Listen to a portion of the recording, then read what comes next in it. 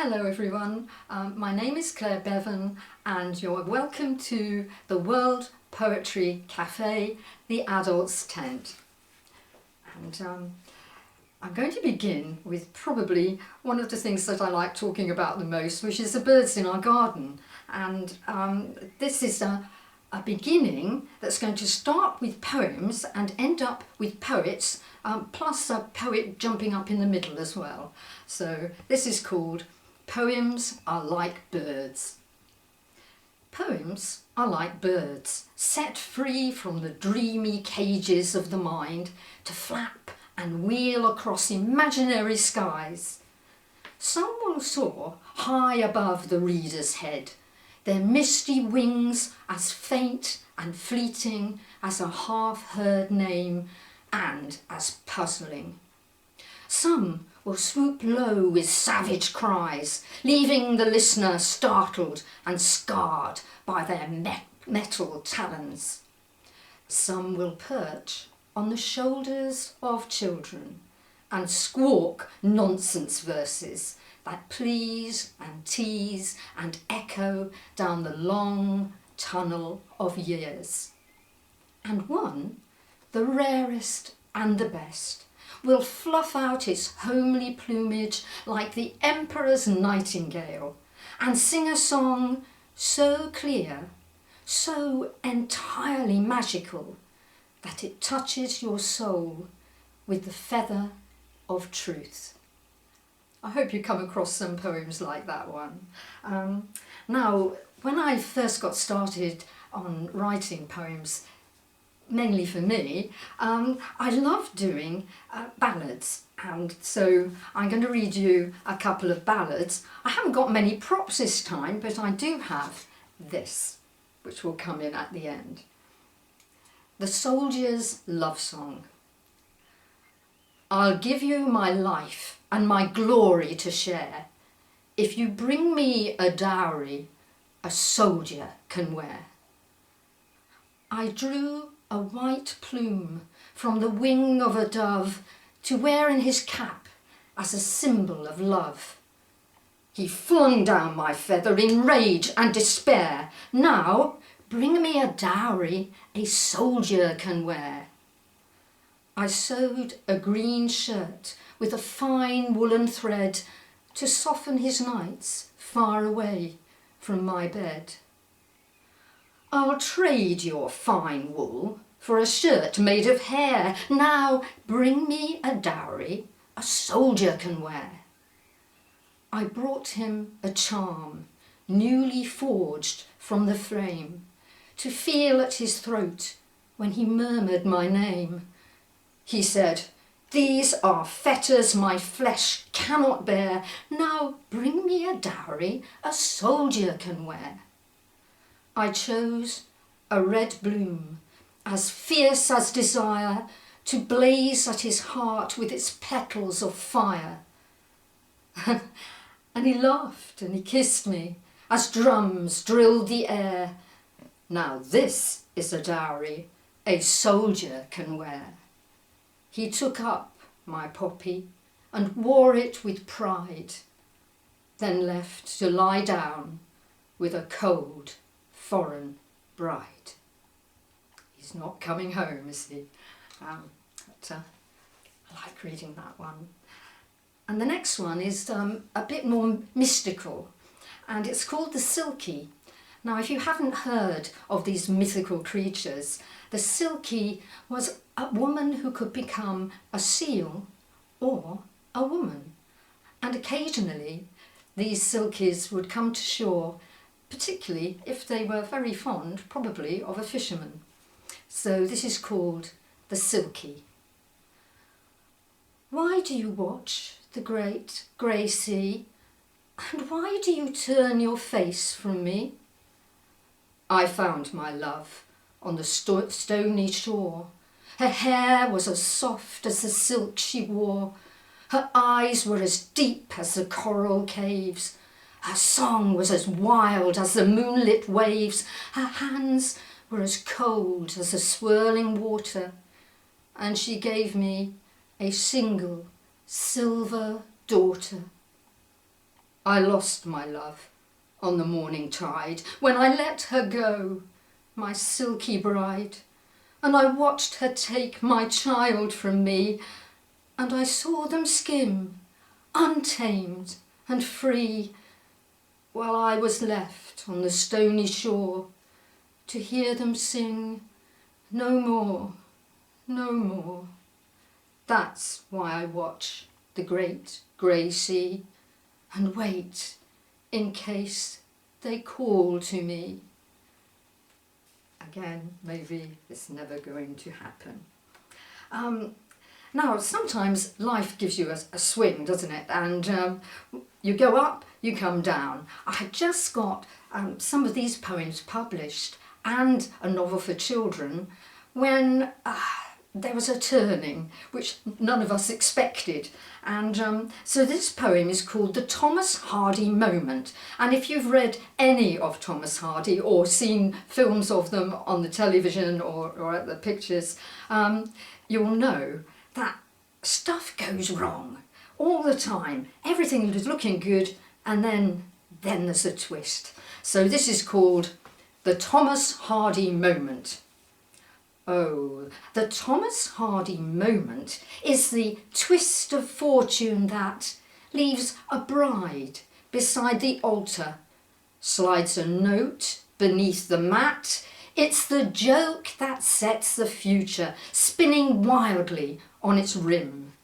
It's the turning of a corner leading her away from him. Yet the Thomas Hardy moment, it can happen to you all. When your hopes are rocked by earthquakes, when the structure starts to fall, when a train arrives too early or a message comes too late, when your lives are changed forever by the rolling dice of fate. True, the Thomas Hardy moment can decide to treat you well. When you're saved from swift disaster by the clanging of a bell, when you miss the glinting dagger or the danger in the night, or the deadly bolt of lightning, or the doomed and fatal flight. But the Thomas Hardy moment much prefers to make you frown, with a word that's left unspoken, with a map that's upside down, with a broken sign that leads you up the path and round the bend until you lose your senses, or a fortune, or a friend. Yes, the Thomas Hardy moment, it can catch you unawares. It can sneak up close behind you. It can push you down the stairs. It can tease you and torment you. It can trample on your name. And when you think you're winning, you'll be losing just the same. For the Thomas Hardy moment is the master of the game. And the big twist in my life was a great surprise. It was the birth of my son, and which I very definitely hadn't been expecting. And actually John Lennon put it well, didn't he? He put, life is what happens to you when you're making other plans. And here they are. And this is the first one. It's called Home Improvements. Once I had a baby, I could see all sorts of things that I really needed. I rather hoped that babies could evolve with a little handle on the back, which would drop off later, but wouldn't it be useful? Anyway, home improvements. When a baby is born, its mother should grow additional arms which can rock to and fro while a dinner is cooked or a novel is read or a garden is weeded, a puppy is fed, a gadget is mended, a cream cake is bitten, a picture is painted, a letter is written, and the baby itself should have some sort of dial which is easily swivelled from howling to smile. Then babies would sleep and their mums would be happy, and it wouldn't take hours to change one wretched nappy. I think Boris is probably suffering at the moment. And so here is some expert advice for a new and horrified mother confronted by an unspeakably ghastly task. Try to think of happy thoughts to help you fumble through it, or better still, and better far, find someone else to do it. Well, the boy grew up a bit, and we'd made, down at the bottom of our garden, a sand pit, and we would spend most sunny days down by the sand pit. But we were always waiting for a particular time of day, because at that point the great silver fish would fly through the sky, and that was Concorde. And oddly, this weekend the Antiques Roadshow took us to see Concorde. So here we are, Concorde. The sky, like a freshly surfaced freeway, basks in the sunshine, ready for business. An occasional cloud idles along in third gear. A starling rattles by at full throttle. An early bee, laden with yellow baggage, sputters past on its way to somewhere important, while a lone gnat adds its mournful drone to the murmur of spring. Until at last a distant drum roll announces the approach of something more mystical, more gloriously appropriate than all these unworthy outriders. You scatter sand from joyful fingers and, stretching your small arms to embrace the throbbing air, cry, "Plane!" Inside the crystal of your gaze, the sleek miracle glints and grows, but I can only squint at the sun, while some prosaic demon squats on my shoulder to place profanities on my tongue. Swaddling midges, I mutter. There's a man in there, you know. A brief silence. The universe too astonished for speech. I see the shadow of reality fall across your eyes. Then, "Man!" you repeat, softly as a stolen spell. "In there!" And I have killed the silver bird, plucked her magic feathers and shot her down, grounded forever by the lead bullets of truth. But not that you care, confiding your sacred knowledge to anyone who will listen. "Man! In there!" And he thought that was better still. Well, unfortunately, time goes by, and the next one is called 14 Years On. And it goes like this. And actually, he wasn't quite guilty of all of these, but I had plenty of friends who also had boys. 14 years on. You're constantly bored, so you slump in your chair, and you won't wash your face or your plate or your hair, and you pick at the dinner I gave you to eat, then you swipe all the biscuits I've saved for a treat, and you either storm out or you skulk in your room, and your voice either squeaks or explodes with a boom, and your friends are all ogres with homemade tattoos, and the hall is a graveyard for battered old shoes, and your bed is an island surrounded by seas of festering rubbish, alive with disease, and your music is driving the neighbours insane, and you've gone and grown out of your trousers again, and your blazer is lost, and your homework's not done, and you think that your life should be half sleep, half fun, and your games are all programmed to shock and destroy, and you're not quite a man, but you're not quite a boy, and whatever became of my bundle of joy? A couple of years on, though, I got a bit more serious, because when he was 16, and I was walking through our local graveyard one day, and I thought, good grief, all those boys that knock on the door, if we were back in 1914, you would be marching off to war. And we have a lovely lich gate at the opening of our churchyard, and I have a later poem about this, and anyway, this is just called Remembrance. When poppies clustered around the churchyard gates in the grey of November, I used to imagine the rattle of bullets, the crump of shells, the half-brave, half-afraid shouts of officers, the shrieks of boys clinging to the wire. Now, you are growing as soldier tall as the lads who marched away. And this year, all I can hear is the sound of mothers weeping.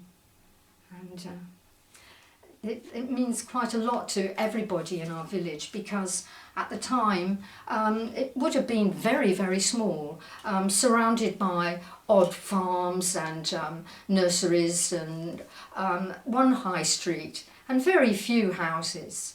And during the course of the war, our little local village lost 105 boys and men, and these are all recorded inside the Lich Gate. One particular family, the Seymours, lost 4 sons and 2 sons-in-law. It was devastating.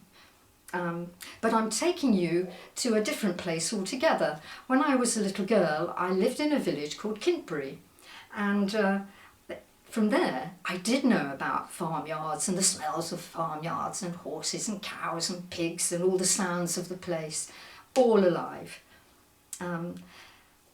During the course of the time that I was a poet laureate, we got to 1918, the end of the war, and many people were hoping that the horses they had given to the soldiers at the front might come home. There was a possibility. So this is called The Ghost Horses, 1914 to 1918. Well, we all stood and grieved as they clattered away. Black Bess, an old Dob, and our daft dapple grey. But young Percy, he wept, so we soothed him with lies. Oh, they'd have fine wooden stables, they'd see bright foreign skies, they'd never know hunger, nor hardship, nor cold, but fields full of clover and horseshoes of gold. Their days would be lazy, their saddles would gleam, they would eat from a manger and drink from a stream so clear and so sweet. They'd be youthful once more, and they'd never hear guns or one whisper of war. But the years trotted by and young Percy grew wise, too sick of the truth and his poor mother's cries to listen to stories. But one winter's night, when the moon lined our yard with a pathway of light, we all heard the hoofbeats. We all saw again the flick of a tail and the shake of a mane. And there, in the meadow, I swear this is true, 3 horses were rolling in clover and dew. Well, we all stood and wept as they faded away. Black Bess, and old Dob, and our daft dapple grey. Quite often when I've read that to children, I ask them which one they really, really miss the most, and they all guess that it's going to be the dear old dapple grey. Now, we've all been in lockdown, and the next poem is one that sort of touched my heart, because the creature in this poem was born in the same year that I was, and but died long before long before I've gone. So I'm still here for the fortnight at least. So this one is called Gorillas, and it's about a permanent lockdown for Guy the gorilla. And when I was a little girl, I can remember seeing him in those very barren, concretey cages with no joy in them, no sunshine. But it does turn out that they had very kind keepers. So, Gorillas. Gorillas can thump their chests like thunder gods, have the strength to snap bones as effortlessly as a child breaks twigs, can pound the ground in rage until their steely cages quake with fear. Yet they choose to be gentle.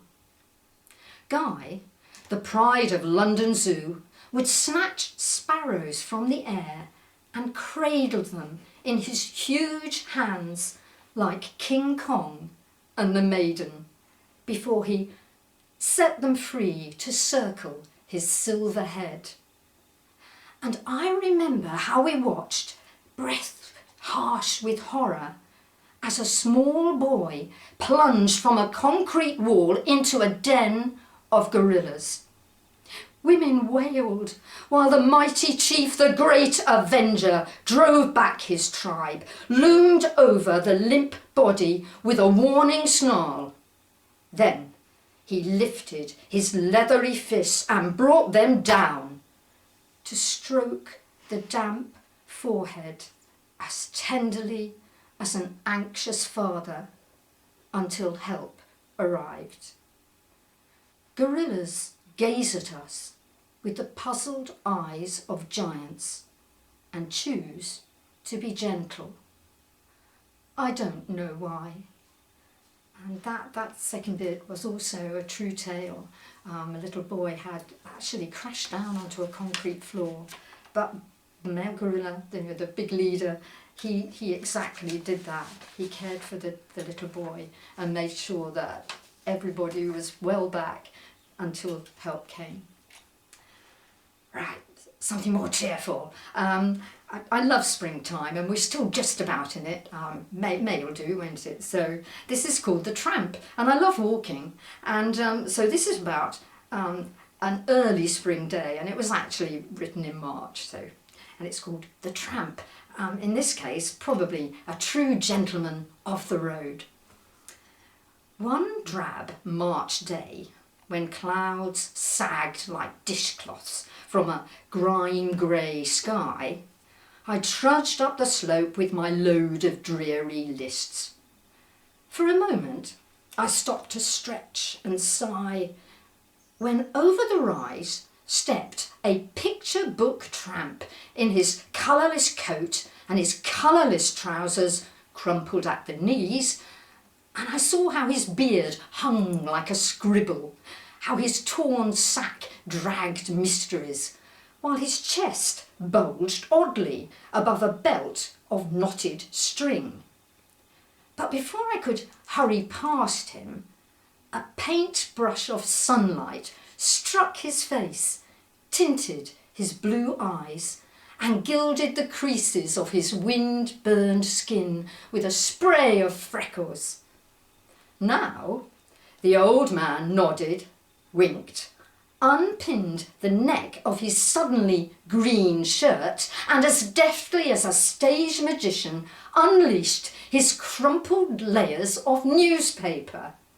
And away they danced on a spiral breeze, butterfly pages fluttering their black and white wings past my head, beyond the roundabout, over the pub and far away, while the tramp smiled his mythical grin. Then flowers blew their yellow trumpets and a shower of birds in the apple tree sang, "Winter is banished, spring is here, at last, at last." And wasn't it great when that happened this year, after all the rain, which just went on and on and on, and everything was drab and grey, and then the lights came on. Anyway, that was much too cheerful. My next one is a real bugbear of mine. I shall show you this. These are a pair of my own tights. I'm 4'11", and they actually can reach above my own head. And I also sympathise with very tall girls and ladies, and because you have the opposite problem. And whenever I go to, I sometimes do poetry on a theme, and when I do the one that's all about clothes, I say the word tights, and most women will groan.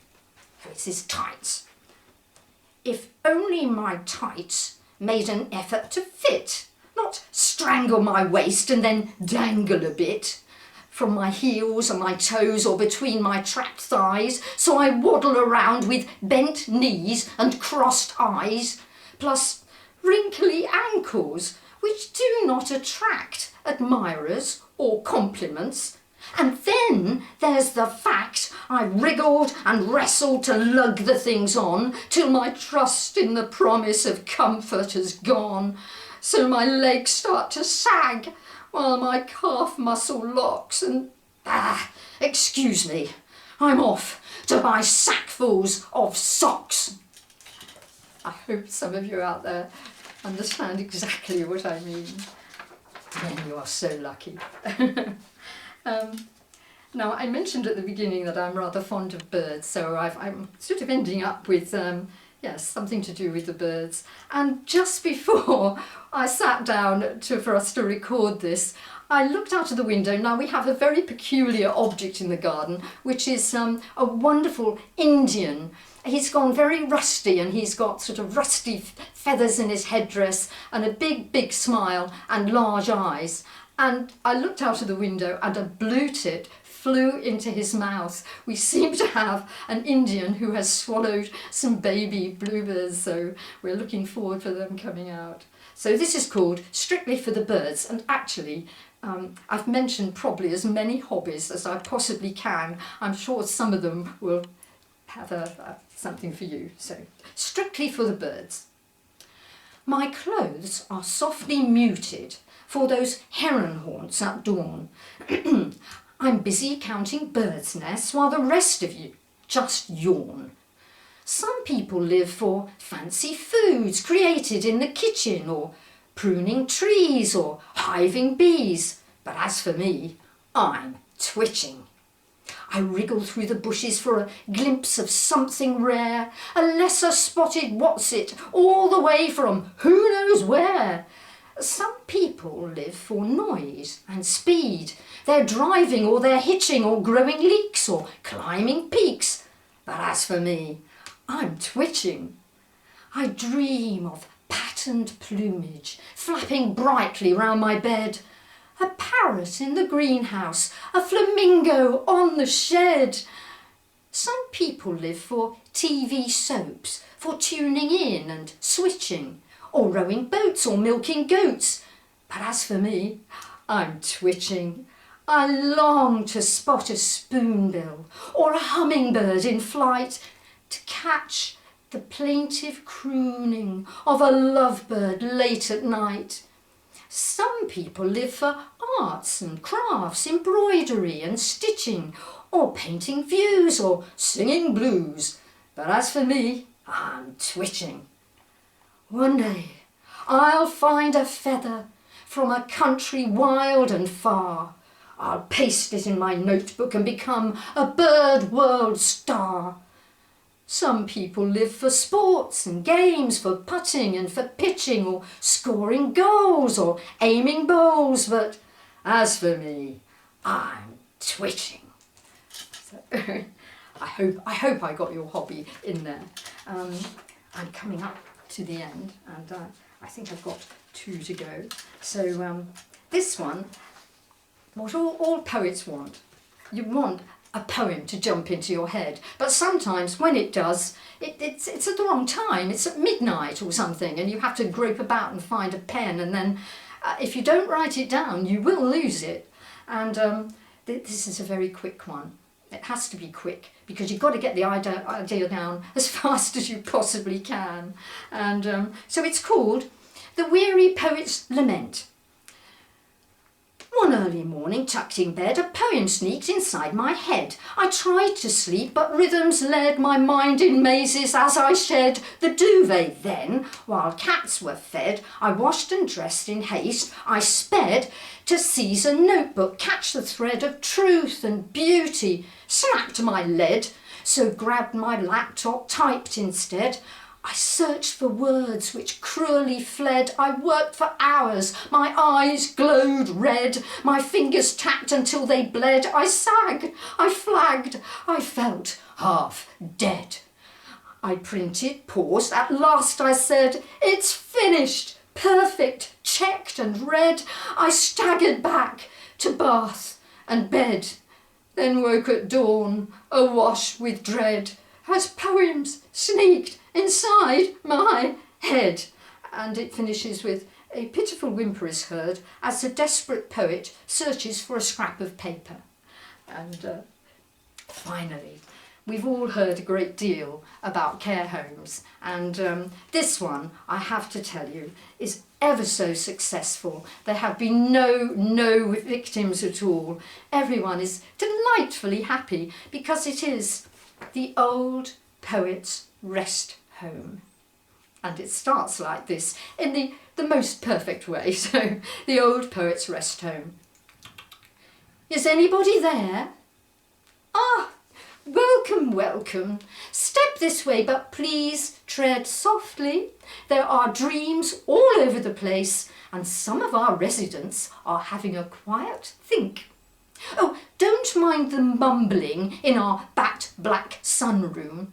It's only the free versers, and they do tend to ramble a little before they've had their morning cuplet. Now, over here are the rigid rhymers, sitting and knitting in their neat seats. They're a tiny bit pedantic, I'm afraid, and one or two are suffering from chronic alliteration. Thank goodness this insidious infection is happily harmless and completely curable." My little joke. Passing on, you'll soon spot our ageing anthologies. Tragically, some feel compelled to repeat themselves over and over and over, while others demand daffodils all year round. We like to tuck them up with a nice comfy sonnet, and they soon feel better. Now, you'll be glad to know that all our beds have sprung rhythm. But we won't bother with the onomatopoeia ward today. All those awful hoots and squeaks can put a person right off their elegies. And the Limerick Lounge was closed last week when a new nurse from Norwich was pushed in the porridge. Very bad. So let's finish with what we call our haiku corner. Let's just go through it all for you. We've got to 1, 2, 3, 4, 5, 1, 2, 3, 4, 5, 6, 7, 1, 2, 3, 4, 5. So off we go. These sad, aimless souls constantly count syllables and lose their way in the search for true perfection. Of course, they never find it, but who does? That's right. Leave your loved one on the lawn. He can search for summer similes. They pop up like weeds round here, until we lead him happily indoors to soak in our beautiful pea green bath. Thank you, and may you survive the rest of your lockdown. The end is coming, so we hope you all a happy few weeks and are back to normality quite soon.